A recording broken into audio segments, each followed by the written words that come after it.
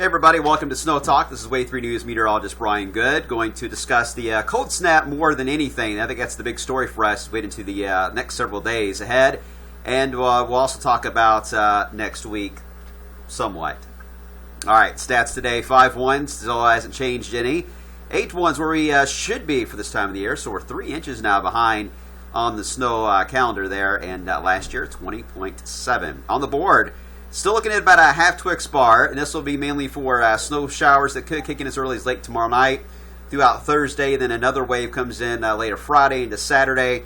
Again, you could see a dusting to maybe an inch in some cases, but overall very light amounts. A lot of it's going to blow around, and it's not going to cause many problems. This system's going to have limited moisture, but with Arctic air, you can squeeze out a lot of snowflake action, though, with very limited moisture. It's just that it's very light and has a tough time accumulating to anything significant. So it's a minor event, but still, dusting can cause slick spots. Monday to Tuesday, more importantly, Monday night into Tuesday of next week, I have now raised that to 2 Twix bars in the scale of 0 to 10. And then just a few days after that, I've raised that one to a 1 bar. Today, though, the big story is finally get some sunshine. It's nice to see it. As expected, it was slow clearing today, but we got a chance to break through the clouds, and temperatures have been slow to climb. We're hovering close to 40 at this hour. I think we have a chance at about 41, the way it's looking right now here in Louisville. And then we got 2 shots of cold air. This is going to animate, and you'll be able to see it as it animates through. One wave will come in late tomorrow night into Thursday. The second wave is the strongest one as we get into the weekend. If you look at the clock there, you'll see it move over a Saturday. And then we kind of get locked in to the pattern here where it's going to stay cold, but at the same time, we're going to get a southern stream system that's going to be thrown at us, and that's where things get a little more interesting for next week. We'll see how that will play out. We got cold weather on Thursday. We'll talk more about that in the newscast. I want to pinpoint, though, Saturday. Look at the temperatures on Saturday. We start off into the 20s. We drop into the teens, and this is 11 o'clock Valentine's night. Models are forecast this in single digits at 11 o'clock.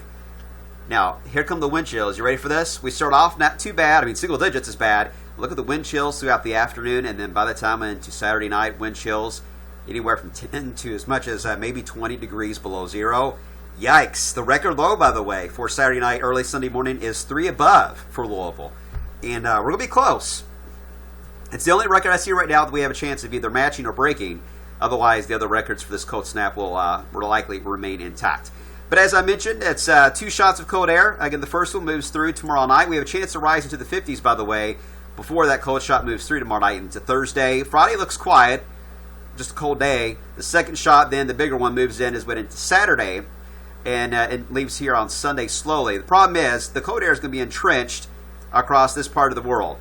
At the same time, there's strong indications now of low pressure that's going to form. Now, how much of a southerly track it'll take is the question. Is it going to be suppressed way to the south, or is this cold air going to retreat enough to the north here to allow the low pressure then to guide itself more toward the I-70 corridor, which we see very often?